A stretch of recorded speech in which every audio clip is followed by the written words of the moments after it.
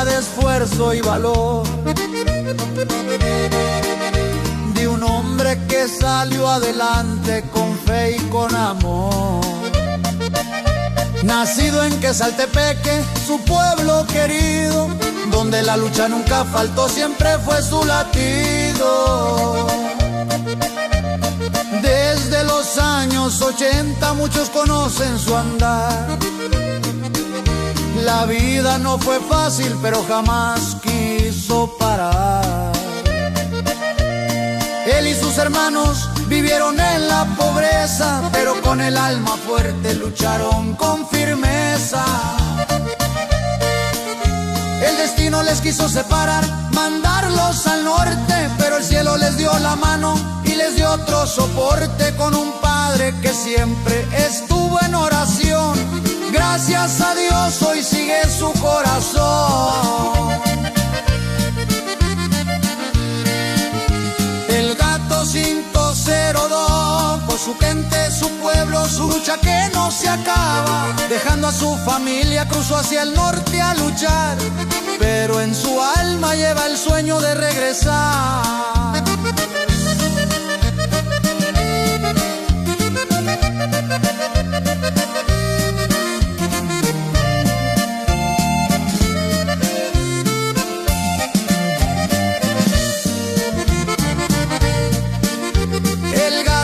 Atrás el calor de su hogar,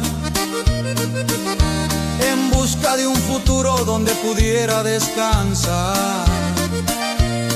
Allá en el norte, lejos de su gente y su tierra, la vida le dio trabajo, pero también mucha guerra.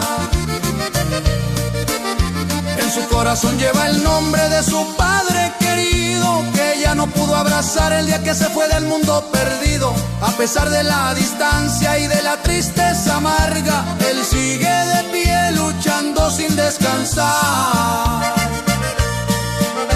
El Gato 502 del Meritito, Guatemala, por su gente, su puente, su pueblo, su lucha que no se acaba. Dejando a su familia cruzó hacia el norte a luchar, pero en su alma lleva el sueño de regresar. Las tortillas y los frijoles no faltan en su mesa, por ellos lucha a diario sin que se le pierda la esperanza. Su alma sigue firme aunque el cuerpo esté distante, y algún día volverá a su tierra natal. Así se despide el Gato 500, su apodo fiel.